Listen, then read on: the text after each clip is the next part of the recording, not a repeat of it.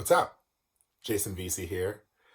I have been given the honor, privilege, challenge, assignment to talk a little bit about myself in reference to dreams and dreaming big.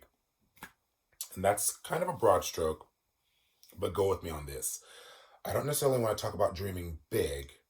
I want to talk about what you do once you've dreamed the dream, achieved the dream, and now you're left with what, right?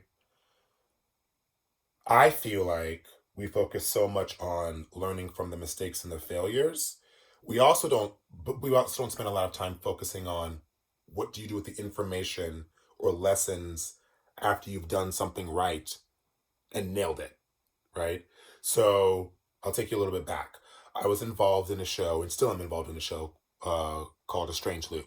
It's a musical written by Michael R. Jackson, and I've been a part of it for 7 years. And last season, 2019, we had our very first big splashy premiere in an Off Broadway house called Playwrights Horizons, and it was very successful. Critical acclaim, commercial acclaim, and this past few months was the award season, and we were blessed and lucky enough to win pretty much every award that you could win for a musical, including the Pulitzer Prize for drama, which was an amazing feat in itself.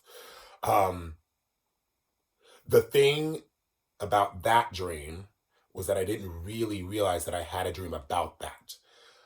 Strange Loop provided me with a platform to be absolutely all of myself on stage, utilizing all of my skill sets, all of my energies. I got to be old, young, comedic, dramatic. I got to dance.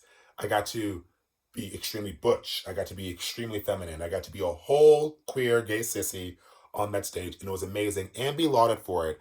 And I don't think I realized the importance of that because it's an experience that as an actor you don't really ever get to play a role that encompasses all of you and all of your human skill sets and your talent skill sets.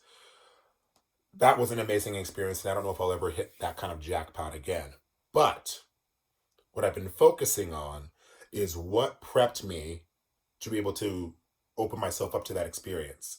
And one of the things that I could think about was another major goal that I had earlier on in my career, where I got to be a part of The Lion King, Disney's The Lion King, the national tour, and the Broadway company.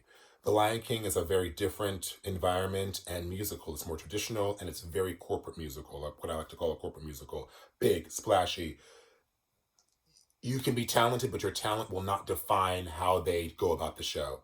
Recreate what they've been doing for a long time, and that's it. So they give you this tiny little box, and in this box, you have all this room to try to shine. And I thrived on that.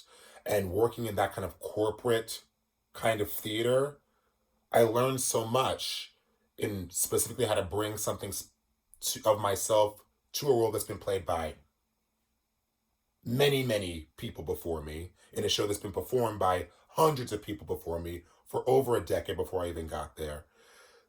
So taking that and learning how to shine within a constraint or a restriction allowed me the confidence and the knowledge to walk into a Strange Loop where there were no restrictions with discernment, judgment, and freedom all at the same time.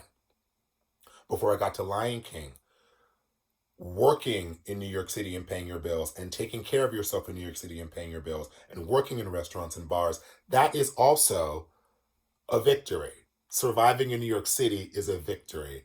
So what I took from that is if I can survive the hospitality industry in New York City, I can definitely go work for Disney in The Lion King. And if I can work for Disney in The Lion King, I can definitely go and work on a piece for 7 years and bring myself to it